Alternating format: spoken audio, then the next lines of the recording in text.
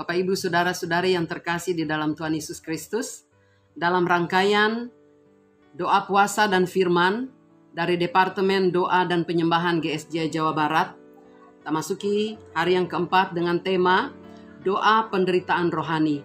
Ini adalah perkataan Yesus keempat di atas kayu salib. Kira-kira jam 3 berserulah Yesus dengan suara nyaring, Eli, Eli, lama sabatani, artinya, Allahku, Allahku, mengapa engkau meninggalkan aku?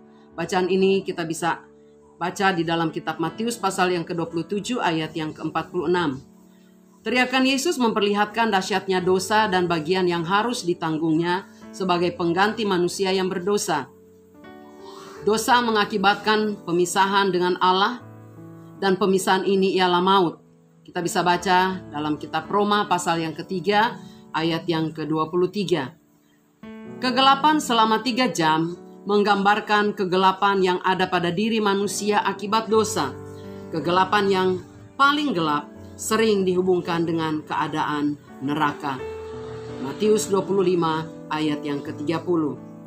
Inilah teriakan rohani yang harus dialami oleh Yesus sebagai pengganti manusia berdosa. Teriakan Yesus ini tersirat dalam seruan bahwa karena dosa menghalangi dan memisahkan hubungan Allah dan manusia serta membuahkan kematian. Menurut Derek Prince, dalam sebuah analisis dari Yesaya 53, di atas kayu salib terjadi sebuah pertukaran, yaitu semua kejahatan karena pemberontakan manusia ditukar dengan semua kebaikan karena Yesus taat dan tidak berdosa. Beberapa hal penting untuk kita ketahui bersama tentang penderitaan rohani Yesus berdasarkan analisis dalam Yesaya 53. Hal ini meliputi: pertama, Yesus dihukum supaya manusia diampuni, ayat yang keempat. Yang kedua, Yesus dilukai supaya manusia disembuhkan, ayat yang kelima. Yang ketiga, dikatakan Yesus dijadikan berdosa supaya manusia menjadi benar, terdapat di ayat yang ke-10. Keempat, Yesus menemui maut supaya manusia hidup kekal, terdapat dalam kitab Ibrani 2 ayat yang ke-9. Kelima, Yesus dijadikan kutuk supaya manusia diberkati, Efesus 1 ayat yang ke-3.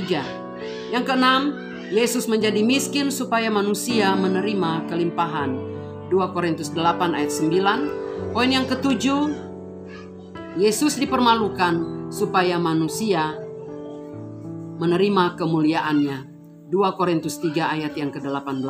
Poin yang ke-8 dan terakhir, Yesus ditinggalkan supaya manusia diterima oleh Allah, 2 Petrus 1 ayat yang ke-11. Kesimpulannya saudara, Yesus telah berjiwa sebagai pengganti manusia yang berdosa yang harus menerima cawan murka Allah oleh karena kasih-Nya bagi manusia. Dia rela membiarkan hukuman Allah atas dunia ini ditimpakan atas dirinya.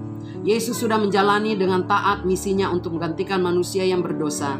Yesus mencintai atau mengasihi manusia sampai pada akhirnya.